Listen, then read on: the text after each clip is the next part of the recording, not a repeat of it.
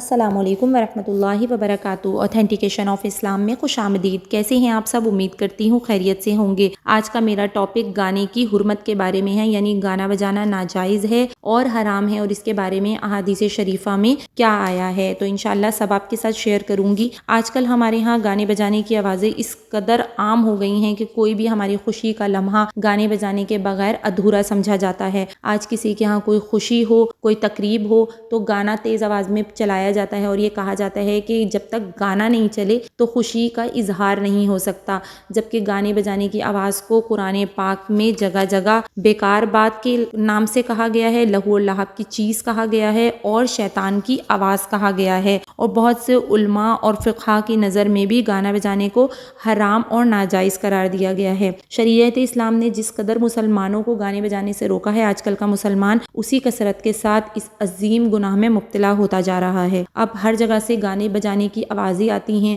رات کو night duties کرنے والے یا وہ مزدور یا کاریگر حضرات جو راتوں کو اپنے کام کو پورا کرتے ہیں، تو وہ کہتے ہیں کہ جب تک گانا نہیں چلتا تو ہم سے کام نہیں ہوتا، یا کبھی کسی کام کی وجہ سے رات کو پوری رات جاگنا پڑے تو کہتے ہیں کہ بھائی گانا لگا لو تاکہ ہم پوری رات جاگ سکیں۔ اور تو اور رمضان المبارک میں اگر آپ کسی پارلر میں چلے جائیں تو رات بھر پارلر میں عورتیں آتی رہتی ہیں، اور رمضان کی وہ گھڑیاں جو دعا کی قبولیت کی ہوتی ہیں اور عبادت کی ہوتی ہیں وہ بھی اسی گانے بجانے میں لگ کے برباد ہو جاتی ہیں۔ جس طرح سے رمضان المبارک میں 70 درجے نیکی کا ثواب بڑھ جاتا ہے، اسی طرح کسی ایک گناہ کا وبال بھی 70 درجے بڑھ کر ہی ملتا ہے۔ اس کے علاوہ ہم کہیں جم میں چلے جائیں تو وہاں بھی میوزک کے بغیر ورک آؤٹ کا تو تصور ہی نہیں ہے۔ ایکسرسائز کرنی ہے تو میوزک مسٹ ہے۔ میوزک اس حد تک ہماری زندگیوں کے اندر شامل ہو گیا ہے کہ اگر ہم کسی سوشل میڈیا ایپ پہ چلے جائیں جہاں پر ہم کوئی انفارمیٹیو ویڈیو بھی دیکھ رہے ہوتے ہیں تو اس کے پیچھے بھی بیک گراؤنڈ میوزک کسی گانے کا ہی چل رہا ہوتا ہے یا پھر کوئی میوزک چل رہا ہوتا ہے۔ اور تو اور کوکنگ چینل کی اگر کوئی ریسیپی بھی ہم دیکھ رہے ہیں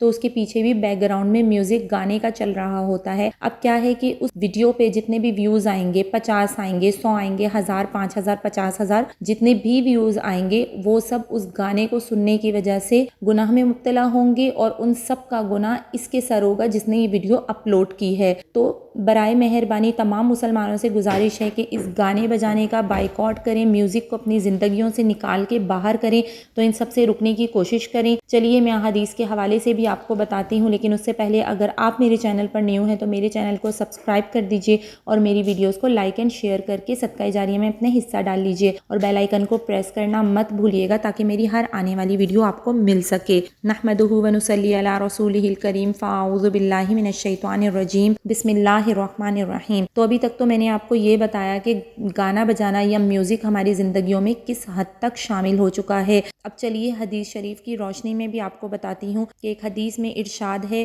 آپ صلی اللہ علیہ وسلم نے فرمایا کہ 2 آوازیں دنیا اور آخرت میں قابل لعنت ہیں۔ اب کون سی آوازیں قابل لعنت ہیں؟ غور سے سنیے گا۔ نمبر 1، خوشی کے وقت میوزک کی آواز، جو کہ ہمارے ہاں بہت عام چیز ہے، ٹھیک ہے۔ اور دوسرا فرمایا کہ مصیبت کے وقت بین کی آواز، یہ بھی ہمارے ہاں بہت عام چیز ہے کہ جب بھی کوئی مصیبت ہوتی ہے تو بین کرنے لگتے ہیں، سینہ پیٹنے لگتے ہیں۔ تو ان 2 آوازوں کو قابل لعنت فرمایا، خوشی کے وقت میوزک کی اور مصیبت کے وقت بین کی آواز۔ چلیے ایک اور حدیث شریف آپ کے سامنے پیش کرتی ہوں کہ جس میں آپ صلی اللہ علیہ وسلم نے فرمایا کہ جو شخص اپنی باندی سے بیٹھ کر گانا سنے اس کے کانوں میں قیامت کے دن سیسا پگھلا کر ڈالا جائے گا۔ حضرت صلی اللہ علیہ وسلم نے ایک طویل حدیث میں وہ علامات بیان فرمائی ہیں جن کے پائے جانے کے وقت امت مسلمہ عذاب سے دوچار ہوگی۔ انہی میں سے ایک علامت یہ بھی ہے، اور گانے والی باندیاں اور گانے بجانے کے آلات عام ہو جائیں گے۔ یہ بھی حدیث کا ترجمہ ہے، ترمذی شریف کی حدیث ہے۔ ایک اور حدیث میں حضرت عائشہ رضی اللہ تعالی عنہا حضور پاک صلی اللہ علیہ وسلم کا یہ ارشاد نقل کرتی ہیں کہ جس کا انتقال ہو جائے اور اس کے پاس کوئی گانے بجانے والی باندی ہو تو اس کی جنازہ نہ پڑھو۔ اس روایت سے حضرت صلی اللہ علیہ وسلم کی نظر میں گانے کی ناپسندیدگی کا اندازہ لگایا جا سکتا ہے۔ ایک اور حدیث پاک میں آپ صلی اللہ علیہ وسلم نے ارشاد فرمایا کہ گانا بجانا دل میں نفاق کو ایسے اگاتا ہے جیسے پانی کھیتی کو اگاتا ہے۔ ایک اور حدیث پاک اسی سلسلے میں آپ کے سامنے پیش کر رہی ہوں۔ حضرت صلی اللہ علیہ وسلم کا ارشاد ہے کہ میری امت کے کچھ لوگ شراب ضرور پئیں گے مگر اس کو دوسری چیز کا نام دیں گے، اور ان کے سروں پر گانے بجانے کے آلات بجائے جائیں گے تو اللہ تعالیٰ انہیں زمین میں دھنسا دے گا، اور انہی میں سے بعض کو بندر اور خنزیر بنا دے گا۔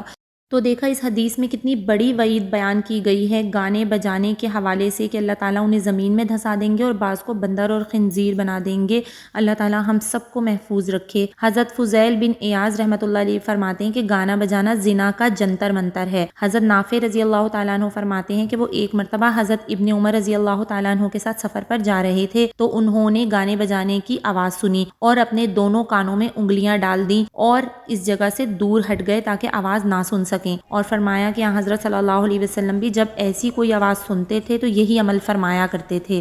حضرت صلی اللہ علیہ وسلم کا ارشاد ہے کہ لہو اور لعب کی چیزیں سننا گناہ ہے اور ایسی مجلس میں بیٹھنا فسق ہے اور ان سے لذت حاصل کرنا کفران نعمت ہے، اس لیے کہ اعضاء اور جوارے کو ان کاموں میں لگانا جن کے لیے ان کی پیدائش نہیں ہوئی ہے، یعنی گناہ کے کاموں میں لگانا شکر نہیں بلکہ نعمت خداوندی کی ناشکری ہے، لہٰذا واجب سے بڑھ کر واجب ہے کہ ایسی آوازیں سننے سے بچا جائے جیسا کہ حضرت صلی اللہ علیہ وسلم نے ان کے سننے کے وقت اپنے کانوں میں انگلیاں ڈال لی۔ تو یہ کچھ اوتھینٹک احادیث میں نے آپ کے ساتھ شیئر کی ہیں، اور یہ اب ہمارے اوپر ہے کہ ہم کس طرح سے خود کو میوزک سے اور گانے بجانے سے بچائیں، کیونکہ اللہ تعالیٰ کی ناراضگی سے بہتر یہ ہے کہ اللہ کو راضی کرنے والے بن جائیں اور دنیا اور آخرت میں کامیاب ہو جائیں۔ تو اللہ تعالیٰ ہم سب کو کہنے سننے سے زیادہ عمل کی توفیق عطا فرمائے، آمین ثم آمین۔ اسی طرح کی اور بہت ساری اوتھینٹک ویڈیوز کے لیے دیکھتے رہیے اوتھینٹیکیشن آف اسلام۔ السلام علیکم ورحمۃ اللہ وبرکاتہ۔